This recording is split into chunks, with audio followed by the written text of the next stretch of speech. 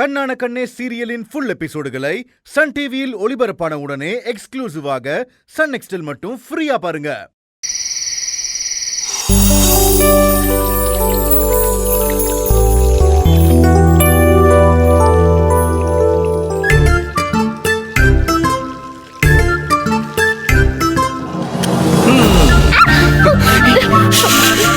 நான் தான்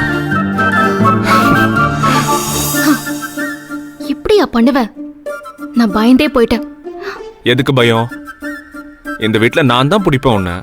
பேயா வந்து பிடிக்க போது யாராவது பாத்திருந்தா? யாரும் பார்க்க மாட்டாங்க. ஏன்னா சம்மர் டைம்ங்கிறதால நேச்சுரல் காத்துல தூங்குறதுக்காக உங்க அப்பா மொட்டை மாடிக்கு போயிட்டாரு.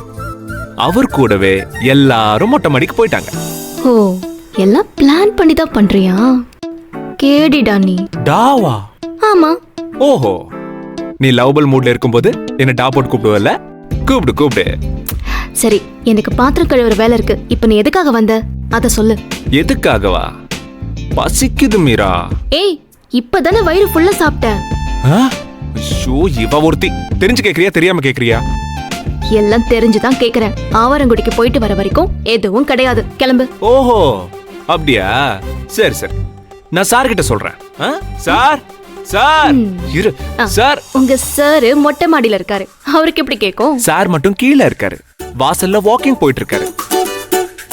அதனால அவருக்கு மட்டும் கேக்கும். சார். டேய், சும்மா இருடா. நீ சரியான ராங்கி. நீ மட்டும் என்ன கவனிக்கல, உங்க அப்பாவை கூப்பிட்டுருவேன். ஓ, உனக்கு அவ்ளோ தைரியமா? சரி, கூப்பிடு. கூப்பிட்டுருவேன். டேய், கூப்பிடுறா. எனக்கு என்ன? சார், உங்க பொண்ணு என்ன கவனிக்கவே மாட்டேங்கிறா சார். உங்க பொண்ணு நான் கேட்டத கொடுக்க மாட்டேன். கத்தாத ப்ளீஸ். அப்ப வா, டூயட் பண்ணலாம். டூயட்டா? அப்பா பாத்துட்டா? எப்ப பார்த்தாலும் அப்பா அப்பான்னு சொல்லிட்டு இருந்தா நான் எப்ப அப்பா ஆகிறது? உன்ன மாதிரி பாசமான குட்டி மீரா என் மேல எப்ப பாசம் காட்டுறது? ஆரம்பிச்சலாமா?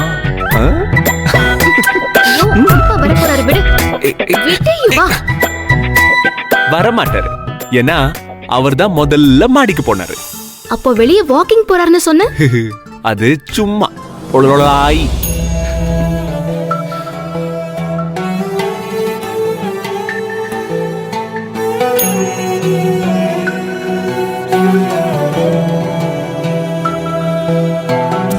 நடுமுதுகினில் ஊர்ந்து போகும் உனதொரு விரல் எங்கு நகரும்?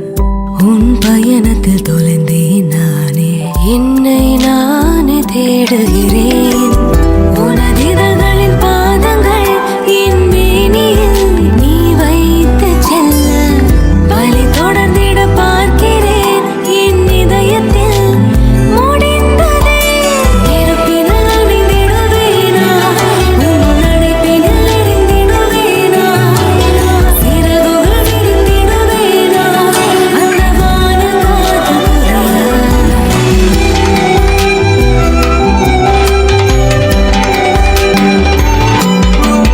பாலில் விழும் தேனை போல, காற்றில் விழும் ஓசை போல